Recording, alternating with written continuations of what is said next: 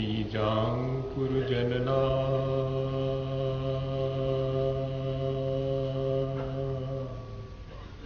भौ बीजाङ्कुरजनना रागाद्याक्षयमुपागता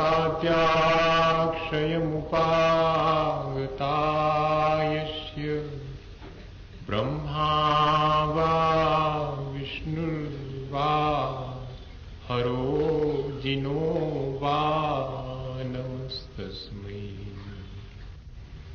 जो विद्यादिसागर सुधी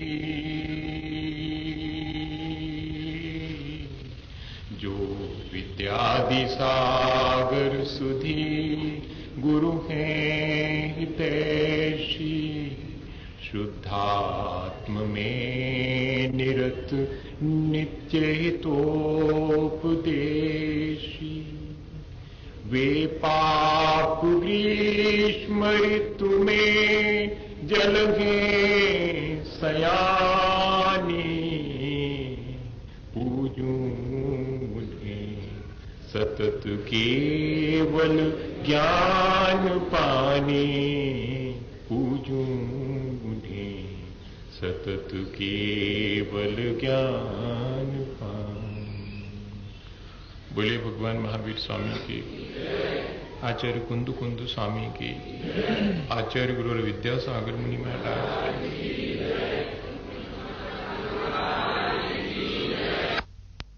अपने जीवन को दूसरे के संदर्भ में ही विचार करने के आदी हो गए।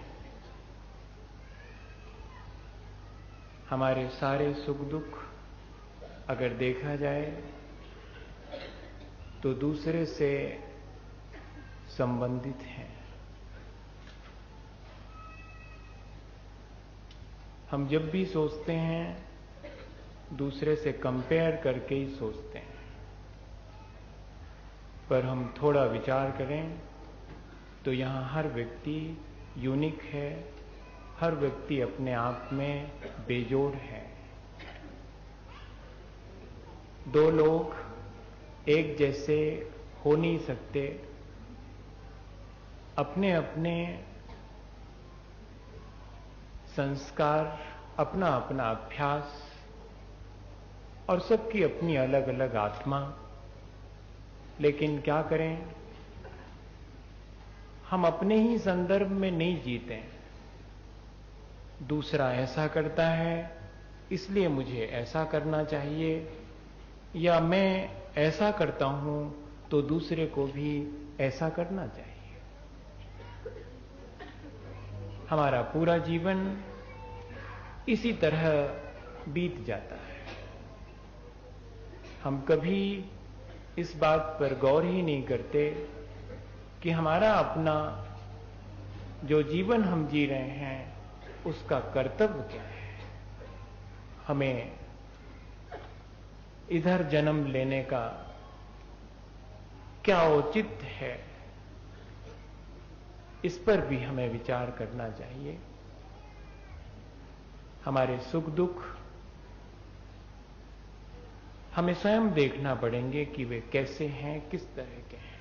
क्योंकि पिछले दिनों हमने समझा है कि अगर हमें अपने बारे में जानना है तो हमें अपने संबंधों के बारे में जानना होगा। हमारा किससे कैसा संबंध है उसी से मालूम पड़ता है कि हम कैसे हैं। हमारे प्राणी मात्र से अच्छे संबंध हमारे अच्छे होने की खबर देते हैं।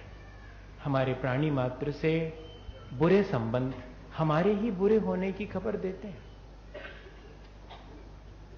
तब क्यों ना हम इस पूरी सृष्टि से जो कदम कदम पर संबंध बनाते हैं उन संबंधों की तरफ देखें। फिर यहां हमें जो संबंध बनाए हैं हमने, उनके प्रति हमारा रुख क्या है, हमारा बिहेवियर क्या है, हम किसी भी होने वाली क्रिया की किस तरह प्रतिक्रिया करते हैं, इससे मालूम पड़ेगा कि हम कैसे हैं। अगर कोई हमारे विपरीत यहां जो हमें अच्छा नहीं लगता वो करता है तो हमारे मन में उसकी क्या प्रतिक्रिया होती है। और जब कोई हमारे मन का यहां इस संसार में करता है तो हमारी क्या प्रतिक्रिया होती है। क्या हम बुरी चीजों की भी प्रतिक्रिया अच्छी करते हैं, या कि अच्छी चीजों की प्रतिक्रिया भी बुरी करते हैं, या कि हम कुछ चीजों की ही प्रतिक्रिया करते हैं जिनकी प्रतिक्रिया करने की आवश्यकता नहीं है, उनके प्रति हम शांत रह जाते हैं। बहुत कठिन काम है। आज मैं आलू नहीं खाऊंगा, ठीक है, कोई और दूसरी सब्जी खा लूंगा। आज मैं एक बार खाऊंगा, ठीक है, शाम को भूख लगेगी तो मन मार के किसी भी तरह रात निकाल लूंगा। ये बहुत आसान है। 4 कपड़ों में जिंदगी जी लूंगा, ये भी बहुत आसान है। लेकिन अपनी होने वाली जगत के प्रति जो प्रतिक्रिया है उसे स्वयं समझ पाना बहुत कठिन है। सुई चुभती है पर सुई को एहसास नहीं होता कि पीड़ा होने वाले को क्या पीड़ा हुई होगी। हम भी दूसरे के जीवन में चुभते हैं अगर कहीं, तो हमें भी एहसास नहीं होता कि वह चुभन कैसी होगी। हम हमेशा इन चीजों पर विचार ही नहीं करते हैं, कभी विचार नहीं करते हैं। हम अपने आत्म कल्याण की बहुत बात करते हैं, लेकिन हमारे अपने आत्म कल्याण के लिए हमारी जो प्रतिक्रिया है वो कैसी है, हम अपने लाइफ स्टाइल को किस तरह से मैनेज कर रहे हैं, इस पर हमारा जरा भी ध्यान नहीं जाता। हम जीते हैं जैसे कि एक रेला हो जिसमें पीछे से धक्का आया है तो सबको उसी धक्के के सहारे आगे बढ़ते चले जाना है। पहुंचना कहां है इसका ख्याल शायद हमें नहीं है, और हम उसी अपनी क्रिया और प्रतिक्रिया में, उन्हीं अपने संबंधों में कभी सुख निकाल लेते हैं, कभी दुख निकाल लेते हैं। बड़ा मजा है। शायद जीवन के इसी उद्देश्य को या जीवन को हम इतना ही मान करके और अपना जीवन जीते चले जाते हैं। एक बहुत बड़ा आर्टिस्ट था, वो एक बार समुद्र की यात्रा करता था। उसका नाव टूट गया, जहाज टूट गया। वो एक पटिये के सहारे एक टापू के किनारे पहुंच गया। उस टापू में उसने सबसे पहले देखा कि यहां और कौन है। मनुष्य अकेला नहीं रह सकता। मनुष्य संबंध निर्मित करता है, चीजों से, वस्तु से, दोनों से। फिर उन्हीं चीजों और वस्तुओं पर अपनी प्रतिक्रिया व्यक्त करता है और अपनी प्रतिक्रिया में ही संतुष्ट रहता है। और उसने जब देखा कि यहां कोई भी नहीं है, ऐसे कैसे जी सकते हैं, तब उस एक अकेले कलाकार ने वहां पर पूरा संसार बनाना शुरू किया, जबकि उसके संसार को देखने वाला उसके अलावा कोई और नहीं था। उसने क्या बनाया? उसने मकान बनाए अपने रहने के लिए और लोगों के रहने के लिए। वहां लेकिन था कोई नहीं। उसने रेलवे स्टेशन बनाया जहां से गाड़ियां जाएंगी। उसने गार्ड का डिब्बा भी ट्रेन में लगाया, इंजन भी लगाया, लेकिन इंजन चलाने वाला, डिब्बे से झंडी बताने वाला वहां कोई नहीं था। उसने होटल्स बनाए जिनमें कि काउंटर बना हुआ है जहां बैठ करके सेल्समैन और अपनी दुकान चलाएगा, और वो रोज अपनी इस बनाई हुई सृष्टि का उपयोग करता था। ट्रेन के पास से निकलता था तो ठीक ऐसा शो करता था कि जैसे ये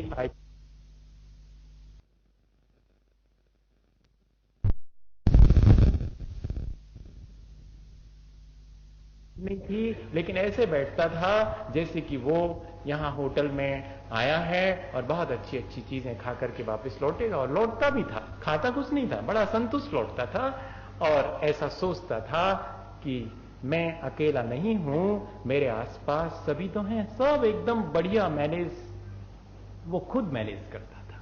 हमारा संसार भी शायद हमने इसी तरह निर्मित किया है। वो एक अकेला था, यहां हर आदमी देखा जाए तो अकेला ही है।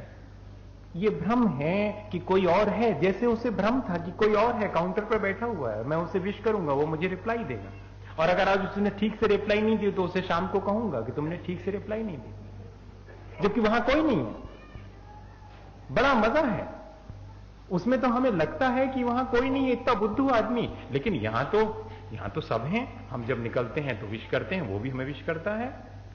जब हम ट्रेन के पास जाते हैं तो गार्ड झंडी दिखाता है, इंजन चलाने वाला इंजन चलाता है, सब कुछ। यहां हमें कभी भ्रम नहीं होता, लेकिन उससे भ्रम के बावजूद भी सब कुछ ठीक होने का एहसास था। और एक दिन ऐसा हुआ कि एक जहाज उस टापू के किनारे आकर के रुका। उसमें से जो लोग निकले, उतरे, उन्होंने देखा कि अरे इतनी सारी दाढ़ी बढ़ गई, लेकिन ये तो वही कलाकार है।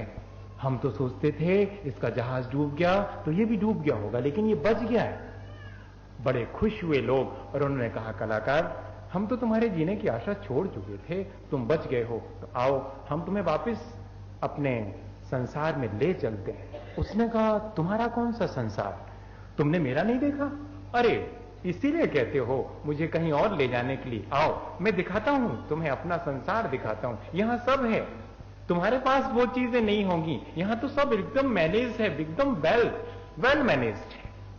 यहां कोई भी कभी भी कोई डिस्टर्बेंसेस नहीं होते हैं, जरा भी ठीक समय से गाड़ी आती है, ठीक समय पर चली जाती है, एक भी मिनट लेट नहीं होती है। यहां रोज गाड़ी आती है, रोज जाती, गार्ड रोज झंडी उसे दिखाता है। होटल चलाने वाला एकदम बढ़िया समय से हमें मिल जाता है, हमको खाना भी उसके यहां बहुत अच्छा मिलता है। उन्होंने कहा, अरे वहां पर होटल चलाने वाला कौन है, ट्रेन चलाने वाला कौन है, झंडी दिखाने वाला कौन है? उसने कहा, देखो तुम सब देखो। यहां आकर सब लोग देखने लगे। कुछ लोगों ने देखा कि पहाड़ी के ऊपर एक शिखर दिखाई पड़ रहा है। उन्होंने कहा, ये शिखर क्या है? अरे ये शिखर तो मेरे मंदिर का है, यहां पर मैं रोज जाता हूं। तो दो चार लोगों ने उसके गौर से देखा, उन्होंने कहा, और वो बाजू वाला शिखर? हाँ, उस बाजू वाले शिखर का कुछ मत पूछो, वो तो हमारे शत्रुओं का मंदिर है, उससे हमें क्या करना। उन्होंने कहा कि अरे तुम यहां अकेले हो, तुमने अपना मंदिर बनाया और तुम्ही ने शत्रुओं का मंदिर बनाया। बोले उसकी बात मत कर, वो शत्रुओं का मंदिर है, और बड़ा मजा है कि वहां पर कोई नहीं जाता, कोई भी नहीं जाता, एक भी व्यक्ति नहीं जाता। तो लोगों ने कहा कि बड़े अजीब आदमी हो तुम, शत्रुओं का मंदिर बनाने की क्या आवश्यकता थी? बोले शत्रुओं का मंदिर बनाने की आवश्यकता थी, कोई उनके यहां नहीं जाएगा तो जल जल के मरेंगे वो, ये जरूरत। तब मुझे बहुत अच्छा लगा। मेरे मंदिर में सब जाते हैं, शत्रुओं के मंदिर में कोई नहीं जाता है। मैंने मंदिर बनाया है। हमने इस तरह, थोड़ी देर को तो हंसी आई उसकी अज्ञानता पर, और हमने भी तो शायद इसी तरह अपना संसार बना के रखा है। हम इसी में खुश हैं, इसी में से दुख निकालते हैं, इसी में से खुशियां निकालते हैं। कोई हमारे मंदिर में जा रहा है इसलिए हम खुश हैं, और दूसरों के मंदिर में जाएगा, नहीं जाएगा तो हमें ज्यादा खुशी होगी। ये क्या चीज है? ऐसा ही हमारा संसार है। हम कंपेयर करते हैं कि किसी के पास कम है, किसी के पास ज्यादा है ज्ञान, और किसी के पास पैसा, किसी के पास और बहुत सारी चीजें। हम इस तरह ही देख करके और अपने को सुखी और दुखी मान लेते हैं। क्या कभी अपने जीवन के बारे में इससे हटकर अपने ही संदर्भ में, ये जो हम दूसरे के संदर्भ में जीते हैं, सारा संसार दूसरे के संदर्भ में डेवलप करते हैं। अकेला आदमी अपना संसार नहीं बनाता, लेकिन अकेला आदमी के भीतर अगर संसार हो तो एक अकेला आदमी भी पूरा संसार बना लेता है। ऐसा ही हमारे भीतर संसार है, और हम एक अकेले भी अगर कहीं हो तो सारा पसारा फैला लेते हैं और उसी में से सुख और दुख निकालते हैं। आज तक हमने इसी तरह संसार बनाया है। ये जो एक दिखाई देने वाला संसार, ये तो दिखाई पड़ता है, पर वो जो भीतर निरंतर बनता चला जाता है वो संसार दिखाई नहीं पड़ता। धर्म हमें बाहर के संसार से विमुख करने के साथ साथ भीतर के संसार को देखने की आंख पैदा करता है। वो जो हमारे भीतर है, हम उस संसार को लेकर के कहीं भी ट्रांस माइग्रेट होंगे, कहीं भी चले जाएंगे, हम वहां बना लेंगे। हम एक छोटे से टापू पर भी अगर लग जाएंगे तो वहीं हम अपना संसार बना लेंगे। अगर हमारे भीतर ये संसार है और हम उसी संसार के संदर्भ में अपना पूरा जीवन जीते हैं, तो हमें आज सोच लेना है कि अगर हमारा ऐसा ही जीवन है, ये तो हमने आज सोचा है कि हाँ सचमुच ऐसा लग रहा है कि हाँ हम ऐसे ही तो जी रहे हैं, ब्रह्म में ही जी रहे हैं। हमने जो कुछ भी बनाया है उसी में से सुख निकालते हैं, हम ही ने बनाया उसी में से दुख निकाल देते हैं। किसी और ने हमारे लिए यहाँ पर सुख और दुख निर्मित नहीं किया है, हमने स्वयं अपने आप उन्हीं चीजों और उन्हीं व्यक्तियों में से सुख और दुख निकाला है। आज हम क्या अपनी लाइफ स्टाइल को थोड़ा सा गौर से देखने की कोशिश करेंगे। पहले नंबर मैं सोचता हूं हर व्यक्ति को विचार करना चाहिए। पहला विचार कि मैं यहां पर जो जीवन जी रहा हूं, वो जीवन मुझे किस तरफ ले जा रहा है, मेरा मुख किस तरफ है, मैं किस तरफ चला जा रहा हूं अपने इस जीवन को जो मैं जी रहा हूं उससे। मुझे कहां जाना है कोई बात नहीं, इसकी मुझे कोई खबर ही नहीं, लेकिन ये जो जिस तरह का जीवन मैं जी रहा हूं उससे मैं किस तरफ चला जा रहा हूं। मुझे जो कुछ मैंने पाना चाहा वो इस तरह जीने से मिला या नहीं मिला, मुझे क्या पाना है और मैंने क्या पाया है। क्या इन दोनों चीजों पर हम कभी विचार करते हैं और दोनों को रिलेट करते हैं कि जो पाना था और जो मैंने पाया है उनके बीच कोई संबंध है, या कि मैं सिर्फ आगे बढ़ते चले जा रहा हूं, किस ओर मेरा मुख है, या कि मैं सब दिशाओं में जा रहा हूं। मैंने कोई अपने जीवन की एक दिशा तय नहीं की है। देखना तो पड़ेगा, जहां जैसा समझ में आया महाराज जी हम तो उसी दिशा में आगे बढ़ जाते हैं। उन्होंने कहा कि ऐसा ठीक है, इन्होंने कहा कि ऐसा ठीक है, हमने तो हर दिशा में अभी तक जाकर के देखने की कोशिश की है। ठीक ऐसा ही हुआ है जैसे कि किसी ने कहा कि 200 मीटर नीचे पानी है, 200 मीटर खोदना पड़ेगा, और हमने भी 200 मीटर खोदा है, लेकिन 10 जगह 20-20 मीटर खोदा है, पानी आज तक नहीं मिला है। 20-20 मीटर तो खोदा हमने, 10 जगह खोदा, 200 मीटर पूरा खोदा है। कोई नहीं कह सकता कि जरा भी कम खोदा है, 200 मीटर खोदा है, लेकिन एक ही जगह नहीं खोदा है। हमारा मुख किसी एक जगह नहीं है। हम जिस तरफ भी हमें दिखाई पड़ता है हम उसी तरफ आगे बढ़ते हैं। क्या मिलेगा सोचते जरूर हैं कि ये मिलेगा, नहीं मिलता है तो हताश वहां से लौटकर किसी और रास्ते पर फिर आगे बढ़ जाते हैं। लेकिन हम उसी संसार के रास्ते पर चलते हैं जिस संसार से हमने आज तक कुछ नहीं पाया। सारा उपाय हमारा उसी चीज का है।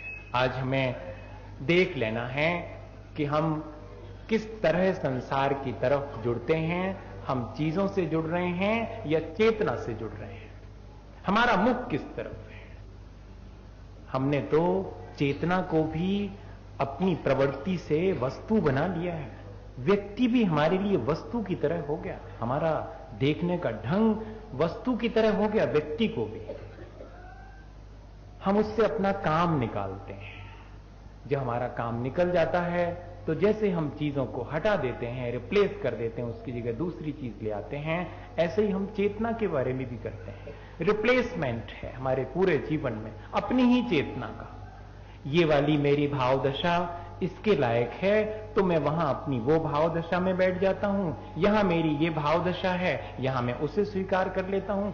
मेरी अपनी लाइफ का कोई एक शेड्यूल ही नहीं है। क्या इस तरह हम कहीं पहुंचेंगे भाई? आज तक तो कोई नहीं पहुंचा इस तरह।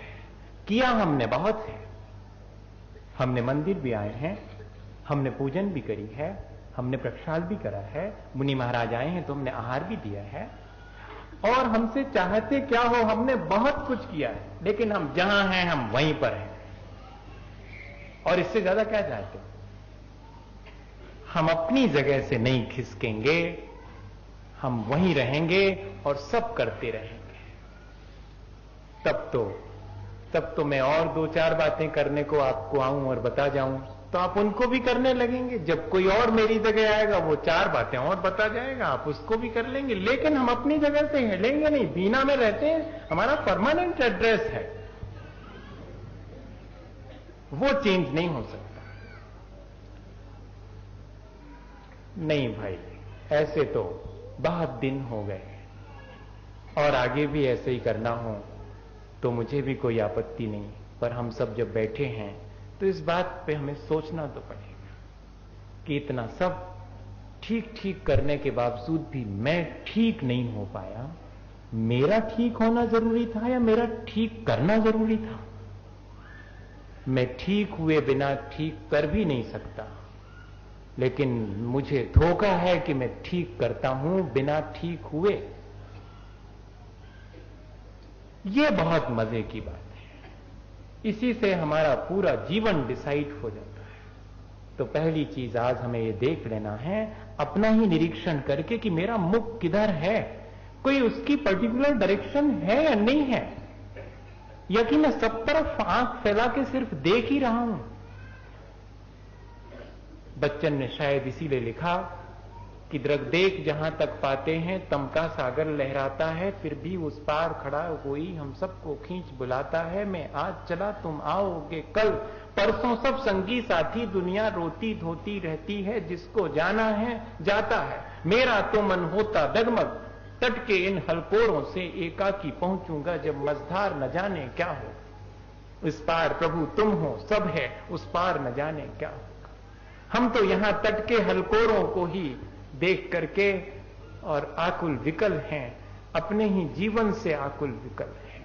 उस पार क्या होगा इसके लिए जरा भी हमें चिंता नहीं है। हमारा इस पार भी ठीक नहीं हो पाता है, उस पार के लिए भले ही बहुत लोग होंगे जो चिंतित होंगे। जो इस पार नहीं संभाल पाया वो उस पार क्या संभालेगा। हमें अपने जीवन को जैसा हम जी रहे हैं, जरूर से एक बार शाम होने से पहले, हर दिन शाम होने से पहले एक बार तो नजर डालनी ही चाहिए।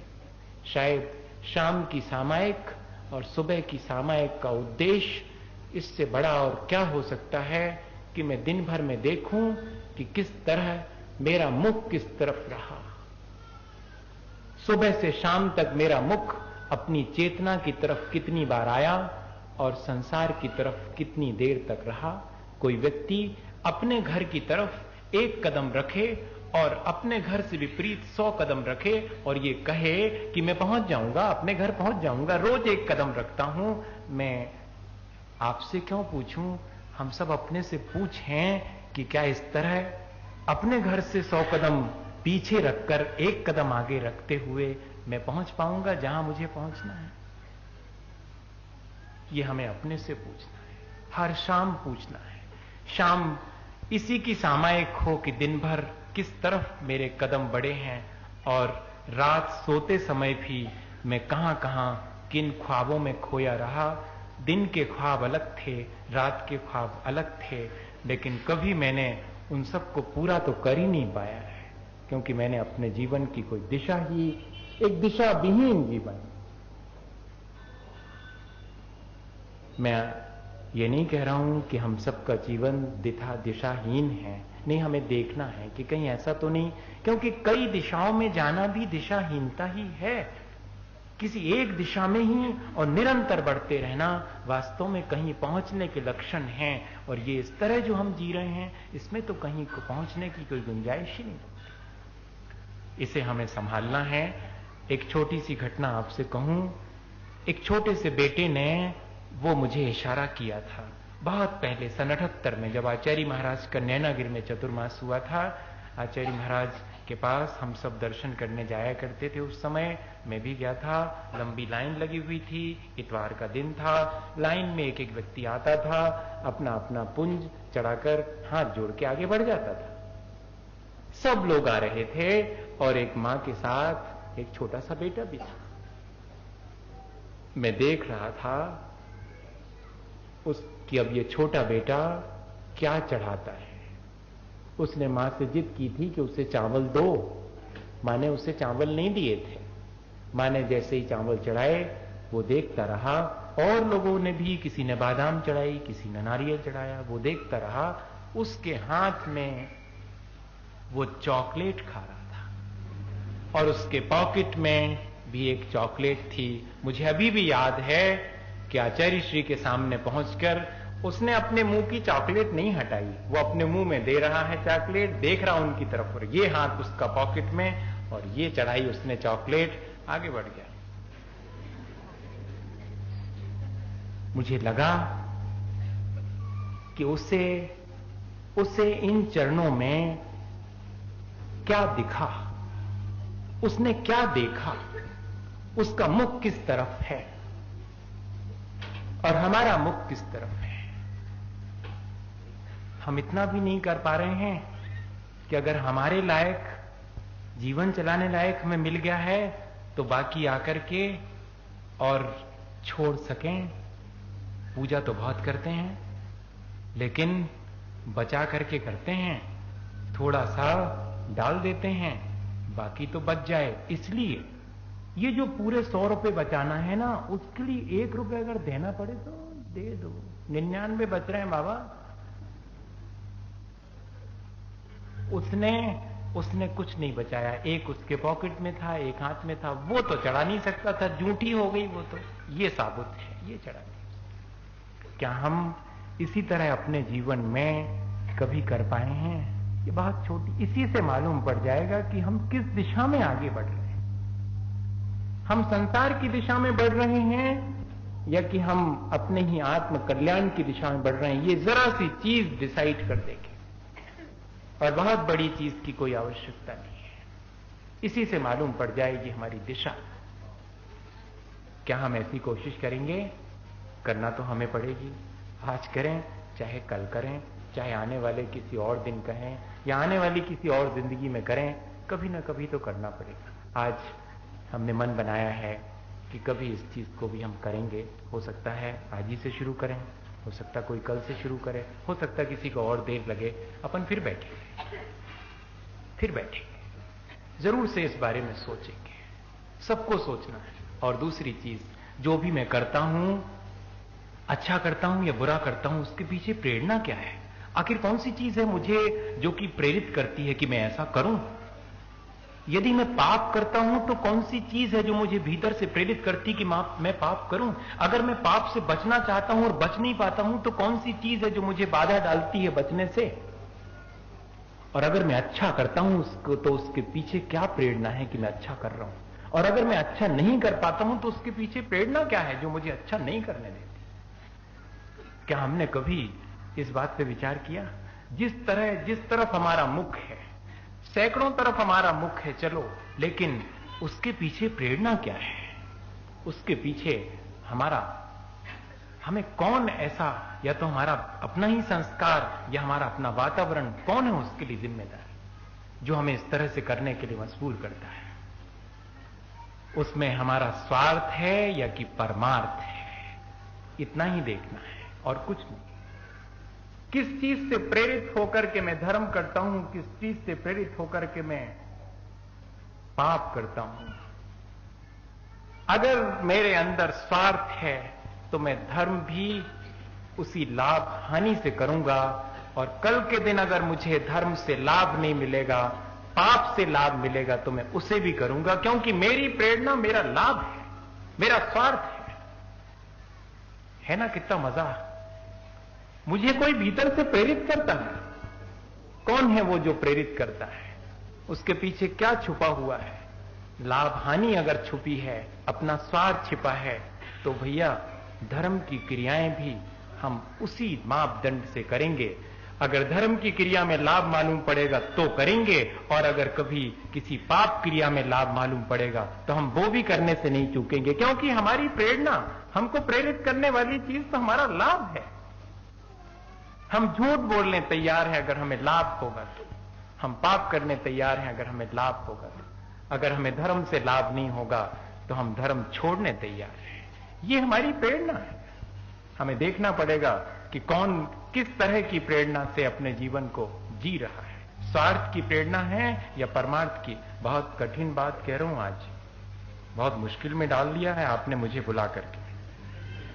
हाँ, कभी कभी बहुत मुश्किल में आपको डालूंगा, और जब तक हम ऐसी मुश्किल अपने आप स्वीकार नहीं कर लेंगे तब तक कोई और आकर के हमारी मुश्किल को आसान करने वाला नहीं है। हमने जितनी मुश्किल में अपना जितनी जान अपनी सांसत में डाल के रखी है, मैं तो ये कहूंगा हर आदमी ने अपने प्राण सांसत में डाल रखे हैं, अपनी ही अज्ञानता से, अपने ही मोह से, हम सब ने, मैं भी उसमें शामिल हूं। आपसे अलग मैं थोड़ी देर हूं जब तक मैं आपसे बात कर रहा हूं, बाकी हम सब यहां पर एक ही प्रकार के लोग हैं, कोई ज्यादा फर्क नहीं है। बस सिर्फ इतना ही है, फर्क अगर करना है तो सिर्फ इतना ही है कि थोड़ा सा आपसे ज्यादा मुझे मालूम है, बस। वो भी कुछ चीजों में, कई चीजों में मेरे से ज्यादा आपको मालूम है। सवाल ये नहीं है, सवाल ये बिल्कुल नहीं है। यहां हर आदमी यूनिक है, लेकिन वो ठीक है यहां जिसकी प्रेरणा शुद्ध है, जिसकी प्रेरणा परमार्थ है। जीवन जीने के पीछे कोई परमार्थ छिपा है तो वो ठीक है। जीवन जीने के पीछे अगर कोई स्वार्थ छिपा है, स्वार्थ हमें प्रेरित करता है, तो चाहे आप कुछ भी कर लीजिएगा, कोई जीवन में शांति नहीं मिलेगी। मुझे याद है इसी पास के विदिशा में चतुर्मास हुआ था। कभी कभी सोचता हूं कि देखो तो कितना मजा, इधर से थोड़ा दूर विदिशा में चतुर्मास कर चुका हूं, मंडी वहां कर जाऊं, इधर जाता हूं तो खोरई में कर चुका हूं, और आप कहां थे? आप कहां थे? आप यहीं थे बीना में? लगता तो नहीं है, पर अब लगने लगा है, क्योंकि आपके बीच हूं, लगने लगा है कि आप थे यहीं पर।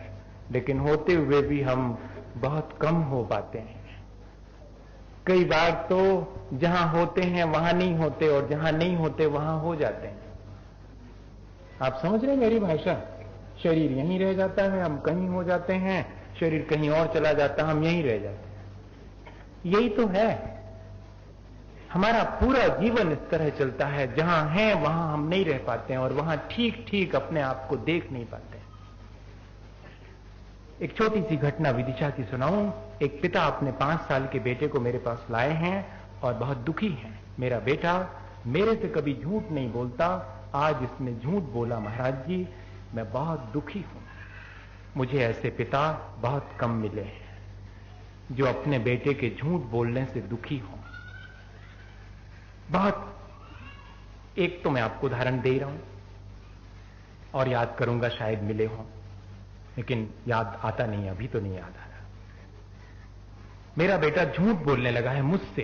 दुनिया से बोले मुझे कोई दिक्कत नहीं, मेरे से झूठ बोल रहा है। ये मुझे सबसे ज्यादा पीड़ादायक लगता है। देखना आप, एटीट्यूड देखना, सोच देखना। दुनिया से झूठ बोले, वो तो मैं सिखा ही रहा हूं उसको, वो तो सिखा ही रहा हूं। वो मेरे से बोलने लगा, ये जरा बेजा बात हो गई है ना। ऐसा ही है जीवन, थोड़ा एनालाइज करेंगे तो बहुत मुश्किल पड़ेगी। मैं तो अभी मुश्किल से गुजर चुका हूं, इस सब चीजों को एनालाइज कर चुका हूं बहुत अच्छे से। मैं सोचता हूं कि हम सब जिस मुश्किल से गुजर रहे हैं वो थोड़ी सी आसान हो। मैं मुश्किल में नहीं डाल रहा हूं, ये मत सोचिएगा कि हमने तो ये और बातें बता बता करके मुश्किल में डाल दिया। नहीं, हम आसान करना चाह रहे हैं। उन्होंने कहा तो मैंने कहा कोई बात नहीं, मैं बेटे से बात कर लूंगा। आखिर बात क्या? उसने झूठ बोला तो क्यों बोला, आपसे झूठ क्यों बोला? 5 साल का बेटा, उनको दुख है कि मेरे से झूठ बोला। मैंने अकेले में उससे बात की और उससे पूछा कि आखिर बात क्या है, पिता से झूठ बोला क्या तुमने? बोले हाँ बोला। चलो कम से कम गुंजाइश है, उसने स्वीकार किया। पिता से तो ये कह दिया था कि मैंने झूठ बोला ही नहीं, मेरे से तो कह रहा है कि हाँ पिता से झूठ बोला। मैंने कहा अच्छा ये बताओ क्यों झूठ बोलना पड़ा? मैंने उससे ये नहीं पूछा कि क्या प्रेरणा थी, ये तो मैं आपसे कह रहा हूं। लेकिन कोई ना कोई प्रेरणा तो होगी, कोई ना कोई चीज उसे प्रेरित तो करती होगी ऐसा करने के लिए। मैंने कहा आखिर वजह क्या थी, आखिर कारण क्या था? उसने कहा आपसे नहीं छुपाऊंगा, आज सुबह जब मैं स्कूल पहुंचा तो कल शाम मुझे बहुत सिर में दर्द था, मैं अपने 4 गणित के सवाल हल नहीं कर पाया था। जब मैं स्कूल पहुंचा तो गुरुजी ने पूछा कि सबने अपने अपने सवाल कर लिए हैं। मैंने सवाल नहीं किए थे और मुझे पिता ने हमेशा सच बोलना सिखाया था। मैंने वहां भी सच बोला और गुरुजी से कहा कि मैं सवाल करके नहीं ला पाया। गुरुजी मेरे पास गुस्से में आए और मुझे एक तमाचा भी मारा और एक घूंसा भी मारा। मैंने सच बोला था, मुझे कोई दुख नहीं था क्योंकि मैंने जो गलती की है उसका दंड मिला। लेकिन जब मेरे बाजू में बैठा हुआ लड़का, उसने भी नहीं किए थे, पर उसने बैठे बैठे ही कहा सबने कर लिए? उसने कहा हमने भी कर लिए, सबने कर लिए। गुरुजी ने उसके पास आके ये भी नहीं देखा कि उसने किए हैं नहीं किए हैं। तब मुझे उसी समय लगा कि काश मैंने भी कह दिया होता कि मैंने भी कर लिए हैं, तो मुझे ना चांटा पड़ता ना घूंसा पड़ता। अब वापिस लौटूंगा तो एक सच और बोलना है अभी घर जाके कि आज सवाल न करने से मुझे चांटा पड़ा और घूंसा पड़ा। अगर ये वाला सच मुझे इतनी तकलीफ देता है तो घर जाकर अगर मैं कहूंगा कि एक चांटा और एक घूंसा पड़ा तो हो सकता है एक और पड़े, क्योंकि मैं सवाल लेके नहीं गया था। इसलिए मैंने पिता से आज पहली बार कहा, मैं उदास था तो वो समझ गए कि कुछ ना कुछ हुआ होगा, लेकिन मैंने अपनी उदासी छिपा के उनसे यही कहा कि कुछ नहीं हुआ। मैंने ये झूठ तो बोला है लेकिन मुझे झूठ का पनिशमेंट मिला है और मैं पनिशमेंट नहीं चाहता, इसलिए मैं अब और आगे झूठ बोलने की तैयारी कर रहा हूं। ये है हमारी प्रेरणा। कौन मुझे झूठ बोलने के लिए प्रेरित करता है? कौन मुझे सच बोलने में बाधक बनता है? क्योंकि जब सच को भी दंडित किया जाए तो आदमी सच बोलने से डरता है, और जब झूठ की भी वाहवाही हो तब आदमी झूठ बोलने को उत्सुक हो जाता है कि अरे मुझे चाहिए क्या। जिसे अगर वाहवाही चाहिए है वो व्यक्ति तो चाहे जैसे मिलेगी वैसे पालेगा, लेकिन जिसे अपने जीवन को संभालना है वो दूसरे के कंपैरिजन में कभी नहीं सोचेगा, वो तो अपने जीवन को अपने ही संदर्भ में सोचेगा। तब हम देखें कि हमारी प्रेरणा क्या है। अगर हम अपने जीवन को ठीक करना चाहते हैं तो हमें अपनी भीतर की प्रेरणाओं को जरा परिमार्जित करना पड़ेगा, स्वार्थ से परमार्थ की तरफ जरूर से जाना पड़ेगा। और 2 चीजें और बाकी हैं। समय तो हो गया है मेरे ख्याल से, लेकिन क्या करूं कि नहीं करूं? कर देते हैं, थोड़ा सा शॉर्ट में करते हैं। अधूरा तो हम लोगों का जीवन है ही, लेकिन बात क्यों अधूरी रह जाए? शायद पूरी बात होने से जीवन को भी पूरा करने का कोई ढंग हमें मिल जाए। हम सब जो है अपने जीवन को संभालने के लिए उत्सुक हैं। मुझे बहुत खुशी भी होती है कि हो सकता था ये कह देते कि नहीं अब बस, पर आप कह रहे हैं और मैं तैयार हूं। काश जीवन भर ये चीज बनी रहे कि हम अपने जीवन के बारे में सुनने के लिए उत्सुक रहें। हम तो पराये के जीवन के बारे में सुनने उत्सुक रहते हैं कि उसका क्या हुआ और उसका कैसा हुआ। हमारे जीवन का क्या हो रहा है इसके बारे में हम उत्सुक हैं कि सचमुच हमारे जीवन में ऐसा ही हो रहा है, इसको सुनने के लिए उत्सुक हैं। हमारे जीवन का कोई ना कोई साध होना चाहिए और हमारे जीवन में उस साध्य की प्राप्ति के लिए साधन भी होना चाहिए। हमने आज तक अपने जीवन का कोई साध्य नहीं चुना है। तो तीसरी बात, हम देखें कि हमारा साध्य क्या है, मोटिव क्या है, हम क्यों जी रहे हैं, जिस तरह जी रहे हैं क्यों जी रहे हैं। हम किसी भी तरह क्यों ना जी रहे हैं, लेकिन क्यों जी रहे हैं, प्रेरणा क्या है ये तो हमने जान लिया, लेकिन हमारा लक्ष्य क्या है। असल में प्रेरणा से रहित कोई लक्ष्य नहीं होता। जैसी प्रेरणा होगी वैसा ही लक्ष्य होगा। जैसे लाभ के लिए कोई मुझे प्रेरित करता है तो मेरा लक्ष्य सिर्फ लाभ है, ठीक इसी तरह से हमें देखना पड़ेगा कि हमें आखिर चाहत क्या है। हम चाहते तो ये हैं कि हम धार्मिक हों, लेकिन कोई हमें प्रेरित करता है कि हम अधार्मिक होकर के अगर लाभ कमा लेते हैं तो हम अधार्मिक होने तैयार हो जाते हैं। इसका मतलब है कि हमने अपना लक्ष्य निर्धारित नहीं किया। ठीक ठीक कहते जरूर हैं कि हम धार्मिक होना चाहते हैं, तो हमें ये देखना है कि हमारा लक्ष्य आत्मा का सुख है या कि संसार का सुख है। अगर हमारा आत्मा का सुख है तो हमारी सारी प्रेरणाएं बदल जाएंगी, हमारा मुख परिवर्तित हो जाएगा। जहां से हमने शुरुआत की है उन सबको अगर हम संभालना चाहते हैं तो आज हमें बैठ करके अपना साध, अपना मोटिव, अपना लक्ष्य तय करना है कि मेरा लक्ष्य क्या है। और उस लक्ष्य के विपरीत जो भी प्रेरणाएं होंगी उनको नहीं मानूंगा। मेरे लक्ष्य के लिए जो मुझे प्रेरणाएं होंगी उन्हीं को मानूंगा और उसी दिशा में आगे बढ़ूंगा ताकि मेरा मुख भी ठीक ठीक हो जाए उसी लक्ष्य के पाने के। और लक्ष्य को पाने के लिए साधन भी अनिवार्य है। वो साधन कैसा हो? अगर हमारा लक्ष्य ठीक है तो हमारा उस लक्ष्य को पाने का उपाय भी ठीक होना चाहिए। लेकिन ये बड़ा मजा है, हमारा लक्ष्य पवित्र होता है लेकिन हमारे साधन अपवित्र होते हैं।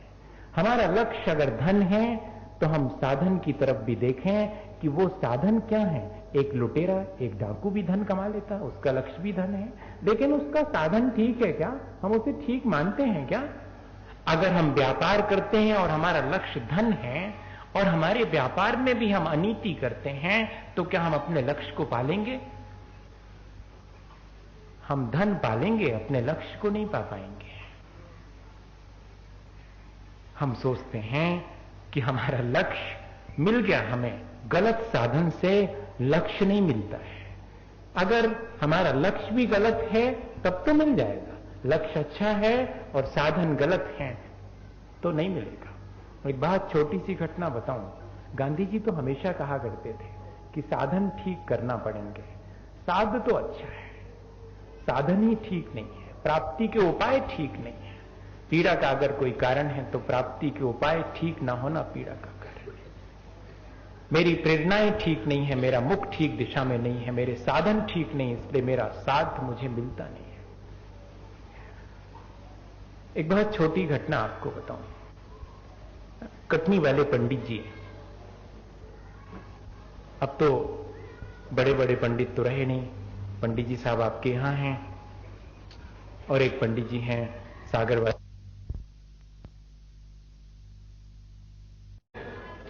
भाई कम से कम 1 घंटे तो जरा ऊधम मत किया करें। अब जबकि हम सामायिक कर रहे हैं, इनको इतना भी समझ में नहीं आता। इनको भी समझाना पड़ेगा और उनके माँ बाप को भी समझाना पड़ेगा। हाँ, माँ बाप, उनका बेटा ही तो इनका बेटा था, उसको भी समझा दूंगा आज, ऐसा सोच रहे थे। और जैसे उनकी सामयिक पूरी हुई, उनने बच्चों को कहा कि इधर आओ। बच्चे बहुत खुश, दादाजी बुला रहे हैं। जाकर के बैठ गए वो गोद में। दादाजी आपकी सामयिक पूरी हो गई? हाँ, पूरी हो गई। तुम लोगों ने आज हमारी सामयिक में बहुत डिस्टर्ब किया है, बहुत शोरगुल किया है, तुम लोगों को आज डांट पड़ेगी। हाँ, हम लोगों को डांट तो पड़ना, लेकिन बाबा जी, दादाजी, आप भगवान नहीं बन सकते, ये तो पक्का हो गया। अरे क्या हो गया पक्का? कैसे नहीं बन सकते? नहीं, आप भगवान जी जैसे बैठे जरूर थे, सामायिक करने का कह जरूर रहे हैं, लेकिन आप सामायिक नहीं कर रहे थे, आप हमारा उपद्रव देख रहे थे। कैसे देखा आपने हमारा उपद्रव? आपका लक्ष्य तो ठीक था लेकिन आपका साधन ठीक नहीं। आप जिस सामायिक से जिस लक्ष्य को पाना चाहते थे वो कहीं ना कहीं गड़बड़ आ गया, तब तो आपको बाहर की चीज दिखाई पड़ी। आपका मोटिव प्रॉपर है लेकिन आपका डायरेक्शन, आपका अप्रोच प्रॉपर नहीं। एक छोटी सी घटना भी हमारे जीवन को पूरा का पूरा प्रेरित करती है, बदल देने के लिए सक्षम है। हमें देखना पड़ेगा, अगर हमें बहुत बड़ा लक्ष्य हमने बनाया है तो छोटी छोटी चीजों को छोड़ने की तैयारी करना पड़ेगी। किसी बड़े सुख को पाने के लिए छोटे छोटे सुख छोड़ने की तैयारी हमें करना पड़ेगी, तब हम वहां तक पहुंच पाएंगे अपने लक्ष्य तक। हमारा लक्ष्य क्या है? हमारा लक्ष्य बहुत बड़ा सुख है, आत्म सुख है। अगर हमारा लक्ष्य आत्म सुख का है तो क्या हम अपने छोटे छोटे से सुख छोड़ पाए हैं? क्योंकि वो साधन है। अगर हम छोटे छोटे सुखों की प्राप्ति में लगे रहेंगे तो हम अपने बड़े लक्ष्य तक नहीं पहुंच पाएंगे। वो उन चीजों को मुझे छोड़ना पड़ेगा, वो साधन अपनाना पड़ेंगे जो मुझे कि बड़े सुख की तरफ ले जाते हैं। छोटे छोटे सुखों के लिए अपनाए गए साधन कभी भी बड़े सुख की प्राप्ति में सहयोगी नहीं हो सकते। क्या इतनी छोटी सी बात हम नहीं समझ पाएंगे? और हमारी दौड़ उन छोटे छोटे से संसार के सुखों को पाने की है। कहते जरूर हैं हम कि हमको बहुत बड़ा सुख पाना है, बस इतनी सी बात हमें आज तय कर लेनी है। बहुत सारी बातें हमने समझी और आखिरी बात यही समझ में आई कि अब तो हमें, अगर अपना लक्ष्य हमने तय किया है तो उस लक्ष्य को पाने के लिए ठीक ठीक हमारा साधन हो, हमारी प्रेरणा भी उसी लक्ष्य को पाने की हो, हमारा मुख भी उसी लक्ष्य की तरफ हो। एक बहुत छोटी सी घटना, और फिर आज अपन शाम को बैठ के जरूर से विचार करेंगे कि आगे हमें क्या करना है। अगले हफ्ते जब अपन फिर बैठेंगे तो मैं सोचता हूं कि इतने आगे तो अपन बढ़ चुके होंगे, उसके आगे हमें अपनी यात्रा, आप थोड़ा सा मेरे साथ चलने की कोशिश करिएगा। देखें अपन कितनी दूर तक जाते हैं, कहां तक पहुंच सकते हैं। थोड़ा सा चलना पड़ेगा, एक कदम तो रखने पड़ेगा, नहीं तो मैं तो जहां के लिए निकला हूं मैं आगे बढ़ जाऊंगा। फिर बाद में मत कहिएगा कि ठहरो, हम तो अभी आ ही नहीं पाए, हम तो तैयारी ही नहीं कर पाए। थोड़ी सी तैयारी तो करना ही पड़ेगी। हम सबको एक बहुत बड़ी यात्रा करनी है। उस यात्रा के लिए हमें आज ही तैयारी शुरू कर देनी चाहिए। बहुत बड़ी यात्रा तो नहीं है, इसलिए बड़ी है क्योंकि हम पीछे बहुत हट चुके हैं, इसलिए शायद वहां तक पहुंचना पड़ेगा, इसलिए लंबी हो गई है। चलो कोई बात नहीं, हम अब पीछे हटना ही बंद कर दें तो शायद हमारी यात्रा छोटी हो जाएगी, मंजिल हमारे बहुत करीब आ जाएगी। एक युवक था, उसका पिता दरबार में काम करता था राजा के, और उस पिता के मन में था कि मेरा बेटा भी बड़ा होकर, समझदार होकर इसी राज दरबार में काम करे। हर पिता की कोई ना कोई इच्छा तो होती। और जब वो बड़ा हुआ, समझदार हुआ, बहुत पढ़ाई पढ़ गया, तब एक दिन ले जाके राजा के सामने अपने बेटे को खड़ा कर दिया और कहा कि परीक्षा ले लें, आपके योग मैंने बना दिया है, इसे भी अपने दरबार में रख लें।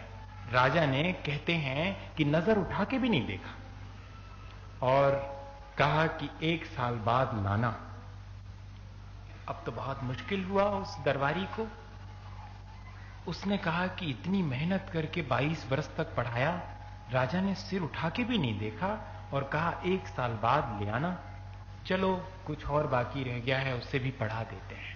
उसने और पढ़ा दिया जो शेष रहा था। हम भी तो शायद ऐसे ही करते हैं, इससे ज्यादा और क्या करते हैं। अपने बेटे को पढ़ाते लिखाते हैं, वो थोड़ा कच्चा दुनियादार निकलता है तो और पढ़ाते हैं, थोड़े ठीक दुनियादार बनो, अभी फिट नहीं हो। उसने भी कहा कि थोड़ा और पढ़ा देते हैं, फिट हो जाए, थोड़ा दुनियादार हो जाए, थोड़ा राजा के पास बैठने लायक हो जाए। अब की बार उसने ऐसी विद्या पढ़ाई कि वो राजा का अच्छा सलाहकार हो सकता है। तो राजा को 1 साल के बाद जाके उसने हाथ जोड़ के कहा, एक बार तो देखिएगा, एक बार तो आंख उठा के देखिएगा, ये आपके दरबार में रह करके आपको बहुत अच्छी सलाह देने लायक योग्यता हासिल करके आया है। अब की बार राजा ने उसकी तरफ सिर उठा के तो देखा, पर कहा कि 1 साल और। अब तो उसकी हिम्मत, अब तो हिम्मत नहीं थी। उसने कहा कि राजन कृपा करें। राजा ने कहा कृपा ही कर रहा हूं, अब 1 साल कहीं पढ़ाने नहीं भेजना, किसी गुरु के चरणों में 1 साल रखो इसको, फिर बाद में बुला लूंगा। मोटिव क्लियर होना चाहिए। अगर वो क्लियर नहीं है तब तो ये व्यक्ति मैं जिस जगह इसे रखूंगा वहां गड़बड़ ही करेगा, अगर इसका लक्ष्य ठीक नहीं है तो। ये राजा के मन में था, उसने कहा नहीं। अब कोई उपाय न देख करके उस व्यक्ति ने अपने बेटे को एक साधु के चरणों में भेज दिया। ठीक साल भर के बाद वो उसे लेने पहुंचा। अब जब वो लेने पहुंचा तो पिता के आने के बाद भी उस बेटे ने पिता की तरफ आंख उठा के नहीं देखा। वो साधु के पास बैठा था तो बैठे ही रहा। पिता ने उसे हिलाया कि ये जो तुम हो, तुम्हारा मैं पिता हूं। तुम तो शायद अपने को भी भूल गए हो, लगता है मुझे तो भूल ही गए, इसलिए मुझे दोनों को ख्याल करवाना पड़ेगा। सुनो, तुम वही हो जिसे मैंने 1 साल के लिए किसी साधु के चरणों में रहने के लिए भेजा था। याद करो, तुम वही हो और मैं तुम्हारा पिता हूं। मेरी तरफ देखो और सुनो, चलो राजा के पास चलो, अब वो तुम्हें जरूर काम दे देगा। 1 साल पूरी हो गई। वो कुछ नहीं बोला, बेटा मुस्कुराता रहा। गुरुजी ने कहा कि अगर जाए तो ले जाओ। अब तो बहुत मुश्किल में पड़ा वो पिता, बहुत मुश्किल में पड़ जाता है जब बेटा हाथ से निकल जाए। अगर तो दूसरे का निकल जाए तो नहीं, अपना। हां, बेटा तो दूसरे का भी होता है, पर अपना बेटा हाथ से निकल गया। हाथ से निकलने का मतलब दुनियादान नहीं बन पाया, इसलिए ये हाथ से निकलना कहलाता है। वैसे तो वो किसी के हाथ में आ गया है, आपके हाथ से स्लिप हुआ है। वो सही जगह भी पहुंच जाए तब भी हम यही कहते कि हाथ से निकल गया। गलत जगह पहुंच जाए तो शायद नहीं कहते हैं। शराब पीने लगे तो 12 बजे रात को आए हुए बेटे की तरफ पिता सिर उठा के नहीं देखता, ऐसा करके चुपचाप निकल जाने देता है। और अगर 12 बजे किसी मुनि महाराज के पास से पैर दबा के लौटे तो 2-3 दिन बर्दाश्त करता, फिर कहता है कि अगर तुम्हें यही सब करना है तो उतना ही रहो, बेखुआ है तुम्हें, घर को काम करो, जन में सार है। हाथ से निकलने का अर्थ बता रहा हूं और मैं किसी को क्रिटिसाइज नहीं कर रहा हूं। ये हमारी अपनी मनोदशा है। ये हम वही लोग हैं जिनका की लक्ष्य हम चिल्ला चिल्ला के कहते हैं धर्म है, जिनका की लक्ष्य अपना आत्म कल्याण है। ये वही हम लोग हैं जिनके साधन, जिनकी प्रेरणाएं और जिनका मुख ठीक नहीं है, जिनका लक्ष्य भर ठीक है लेकिन लक्ष्य की प्राप्ति का कोई उपाय नहीं है। आज पता नहीं क्या हो गया है, बहुत सारा टाइम है, फिर भी मैं सोच रहा हूं कि अभी अधूरा है। बस वो खत्म करता हूं कहानी। क्या किया आपने? एक तो मेरा बेटा था और उसको साधु के पास भेजने का कहा और अब वो लौटने से इनकार करता है। आप बुलाइए उसको, नहीं तो ठीक नहीं होगा। राजा से कह दिया उसने। राजा ने कहा बस यही तो सुनना चाहता था, चलो तैयारी करो, हमें उसे लेने जाना है। उसे लेने के लिए जा रहा है। कल जब 2 बार दरबार में आया था तो पहली बार आंख उठा के नहीं देखा था, दूसरी बार आंख उठा के देखा भी तो कहा कि 1 साल और अब जबकि वो आने से इनकार कर रहा है तब वो लेने के लिए जा रहा है। आखिर बात क्या है? और वहां पहुंच करके उसने कहा कि चलो नौयुवक, तुम्हें मैं अपना सलाहकार बनाना चाहता हूं। मेरे दरबार में पहुंच करके मेरे दरबार को तुम और अधिक गौरव दोगे, अब मुझे लग रहा है। तब उस युवक ने इतना ही कहा कि दरबार उस समय मुझे चाहिए था जबकि मुझे वास्तविक दरबार नहीं मिला था, अब तो वास्तविक दरबार मिल गया है, अब किसी और दरबार की मुझे आवश्यकता नहीं है। हमारा अपना वास्तविक लक्ष्य क्या है? अगर हमें उस तरफ पाने के लिए एक कदम भी हमने रख दिया है तो फिर हमें कोई भी दुनिया की चीज अपने उस लक्ष्य से भ्रमित नहीं कर सकती। हमें कैसे भी मौके आए, लेकिन हम अपने उस गोल को अगर हमने एक बार तय कर दिया है और हमारे साधन ठीक ठीक अपनाए हैं हमने, तो हम कभी भी अपने लक्ष्य से भ्रमित नहीं हो सकते। भले ही हमने इतना जीवन अपना गंवा दिया है, लेकिन अब हम अपने जीवन को आज भी कोशिश करके संभाल सकते हैं। मैं इसी भावना के साथ बोले आचार्य गुरु और विद्यासागर मुनि महाराज।